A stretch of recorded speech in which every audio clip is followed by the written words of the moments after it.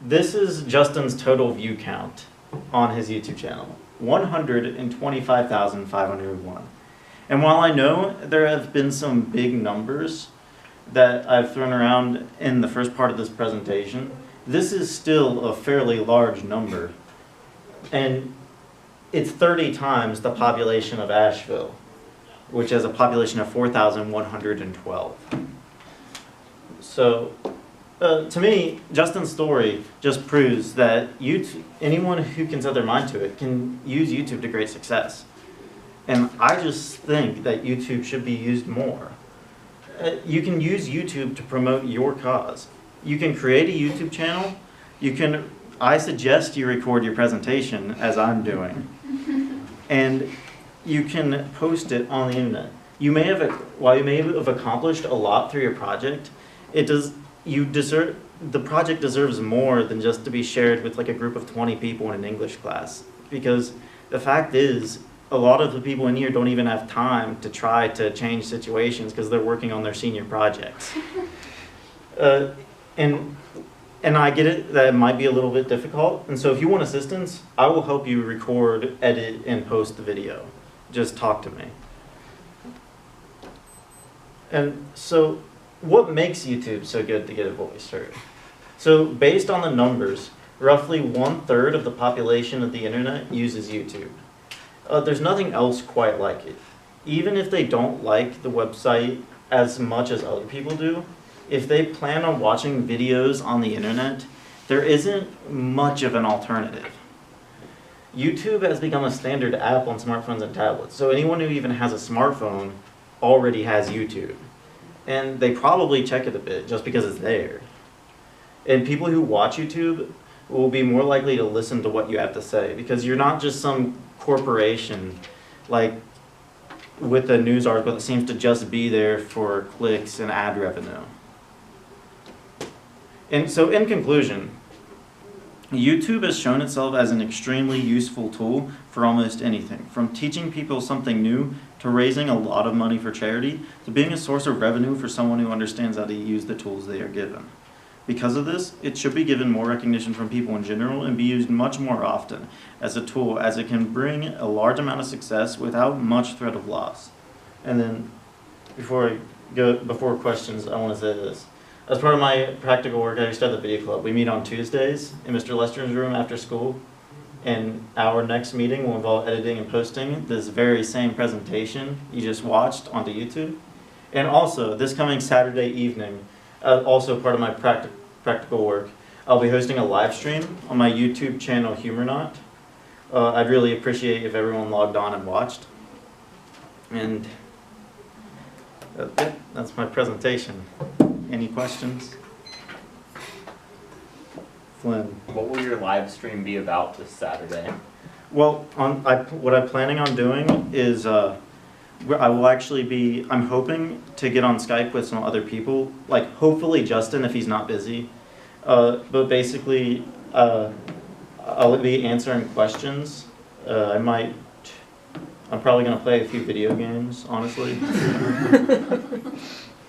Any other questions? Do you think again, I think this is a really difficult question, and I don't even know how it can be done, but should there be any monitoring YouTube videos? Should there be any sort, how can you police it? This is why I'm asking the question.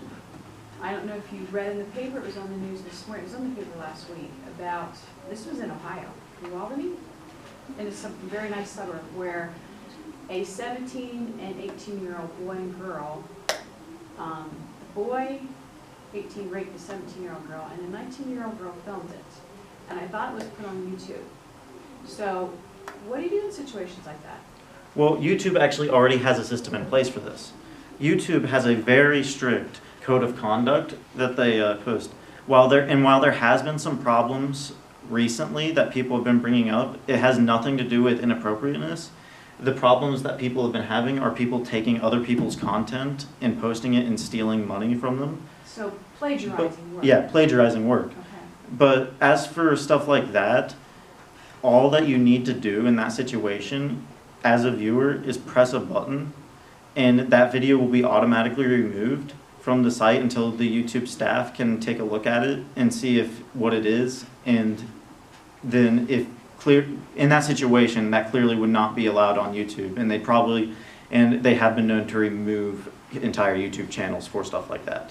I'm also thinking back to when ISIS had executed journalists by beheading them. I think those were some other videos that were posted, and of course those were removed. But here's the thing, they're still out there. People are seeing them, and then when they see them, then, I mean, it has to alert someone. It's been viewed by somebody. Yeah. So, but there's nothing in place to stop that before it actually hits, because you could put anything on, right? Well, you can upload anything, but they do also have automatic censors and stuff. The thing, like, while it is true that that might be a problem, there isn't really a good way to do it, because like there isn't a system that can automatically scan a video before it's posted, and by making it so that every video needs to be looked at, like, and this was a statistic that I believe I used in my research paper. Every second, there's around like thousands of YouTube videos posted, and so like, and YouTube does not have a large staff. Like you heard on the video, when they were first acquired by Google, they only had 68 people.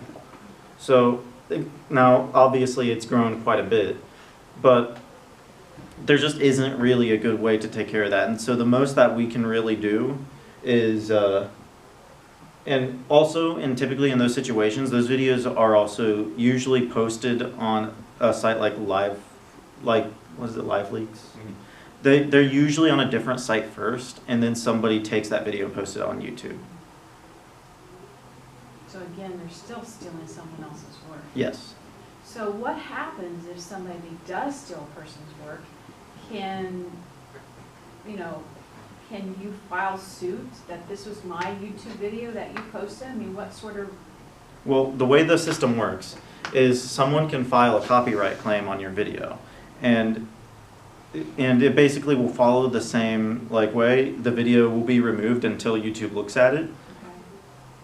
But like, so and the reason this has been a problem, if somebody else is posting your videos and you tell YouTube, YouTube will take care of it. But the problem that we've been seeing is that somebody will post their own content, and then somebody will go to that YouTube channel and abuse the copyright claim system to make sure that that video, and in a lot of cases the video isn't even actually removed. What will happen is you just won't make money off of it, and the other person will make the money.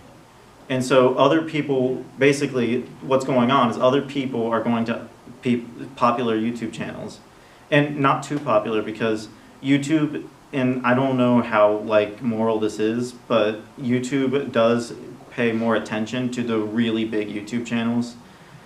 But and so basically, if there's a video that's going viral, they'll get they could be getting millions of views, and someone could just someone will just end up claiming it and getting the money, and after YouTube looks at it, they'll take the money back, but the person who originally should have been getting that money still doesn't get it. And this is a massive problem that has been in debate in the YouTube community, and the consensus is that YouTube just needs to fix how they do things, but nobody really knows how. So they know they need to fix something, but they don't know how to even start fixing because it's so massive? Yeah, it's just such on a massive scale. They can't just take the copyright claim system out, because then there's nothing stopping someone from just stealing content from other people on the site. Mm-hmm. But at the same time, it's just, yeah. Do you know of any cases where somebody has filed suit because they're someone's using their work? Yes, I know 2 specific cases that actually happened recently. Okay. There's a YouTube channel called Channel Awesome.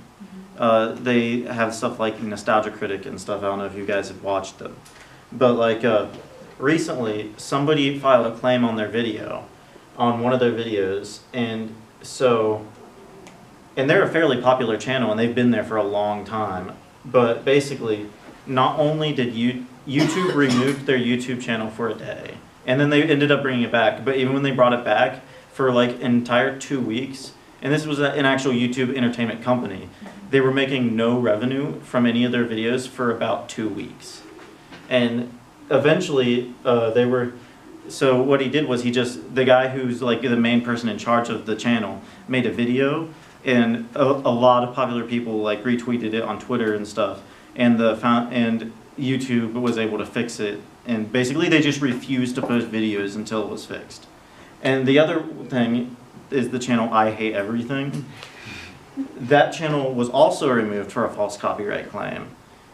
And it's just, and the person went on like a thing, he went on an interview, and in the interview he said, the system would just be a whole lot better if when I called YouTube, I wasn't just talking to like a computerized voice, and I was actually talking to someone who works there. And I guess, yeah, it's kind of a big problem.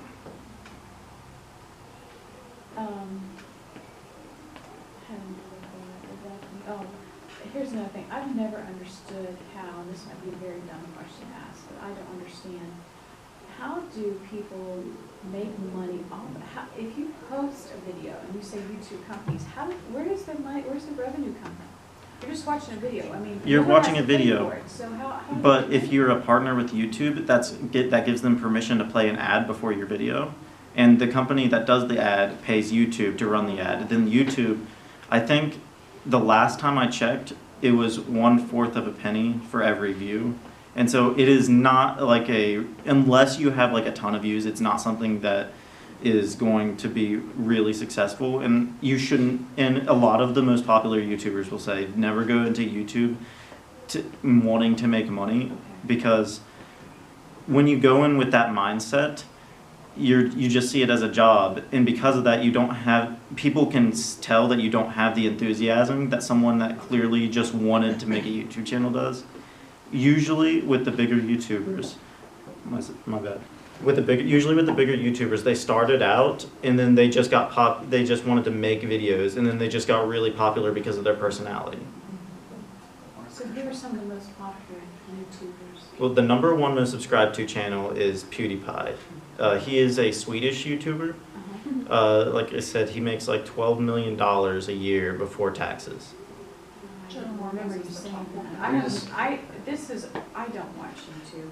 I mean, Yeah. unless I look up something on how to do something, and YouTube has been helpful for me, but that's it. But I don't have time to sit around and pull up this stuff and There's a guy named Mark. yuck it up on. His name's Mark Fishbach. He's actually from Cincinnati. He was born in Hawaii, but like he had a military family, so he moved around a lot. And he started his channel in Cincinnati, and he had training, and he was working as a biomedical engineer while he was doing his YouTube thing. And he eventually got so popular that he could quit his day job and move to LA and be a YouTuber for a living. Wow. And now PewDiePie has this thing. Is it like a separate channel, like the Scare PewDiePie? Scare PewDiePie. That is actually part of a new thing YouTube is rolling out. It's called YouTube Red, and it's a paid for service, and I think it's more along the lines of television and stuff. Yeah. Like an actual TV show filmed in like that with funding. He in that he plays through video games, he just runs through them himself. It's like an obstacle course almost, and he does a co-op thing every now and then where he needs another player, and Mark is his other player. And so he got huge just in 2 years. I've been watching him since he was a wee YouTube channel. So the Kardashians, yeah, I saw it was a huge. I saw it there. Then, do you need me to take care of it? No, I got it. That was just nasty. Just running. Help me out here, because again, I'm trying to understand this. Reality TV stars, can they? I said that wrong. Oh, dude. Reality stars, can they get their start on YouTube videos? I can kill you. I'm not listening to a cockroach. Well, Or are they just television? Kardashians. Was that television, or was that her posting videos of herself? that was television. That was TV? Yeah. While I believe it's possible for reality stars to get their start on YouTube, I can't think of anyone off the top of my head that got their start on Well, who's YouTube. that one that I saw his high-pitched squeaky voice? You Fred. have a picture of him. Fred. Fred, yeah, he's been on Nickelodeon and stuff. Did he get his start He there, or was it YouTube? He started on YouTube.